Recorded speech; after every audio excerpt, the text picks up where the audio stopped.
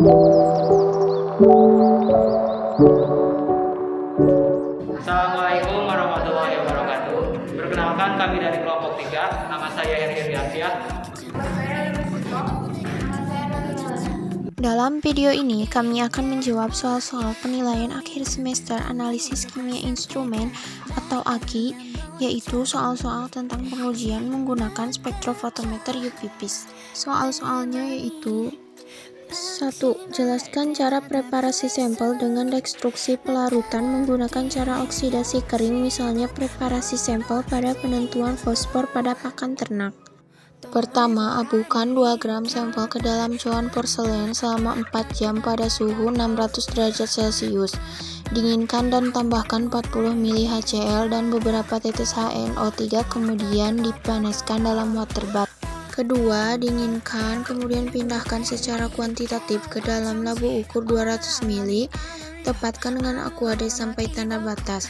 Saring dan tampung aliquot yang mengandung 0,5 sampai 1,5 mg P atau fosfor dalam 100 ml labu ukur. 3. Tambahkan 50 ml per reaksi molibdenopanadate, encerkan hingga tanda batas dengan H2O, aduk merata. Keempat, biarkan larutan selama 10 menit.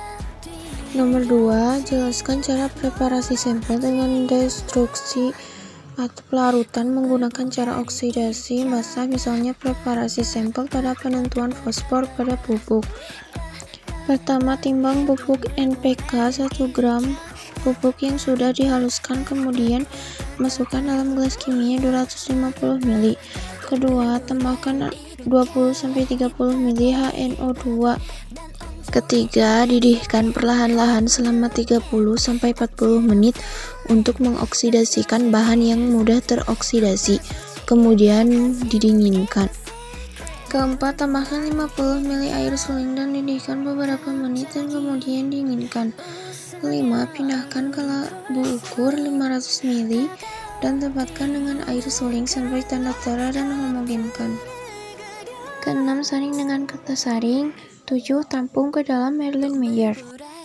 Nomor 3. Jika Anda mendapat sampel air 5 liter, jelaskan cara Anda dapat memperoleh jumlah sampel uji yang mewakili sementara yang akan Anda uji hanya 25, seperti pada penentuan kadar amonium dalam air. 1. Pipet 25 ml contoh dan masukkan ke dalam Erlenmeyer 50 ml. Tambahkan sambil langsung dikocok tiap masing-masing penambahan 1 ml larutan fenol, 1 ml larutan natrium nitroprusida, dan 2,5 ml larutan pengoksidasi. 2.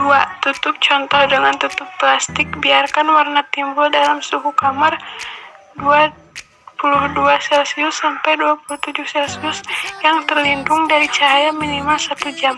Warna stabil dalam 24 jam. Nomor 4. Bandingkan sampel uji pada pengujian kadar analit dengan spektrofotometer UV dan visible. Jelaskan persamaan dan perbedaannya. Perbandingan sampel uji pada pengujian kadar analit dengan spektrofotometer UV dan visible, terdapat 2 larutan yang berbeda, satu larutan berwarna dan satunya lagi larutan tidak berwarna.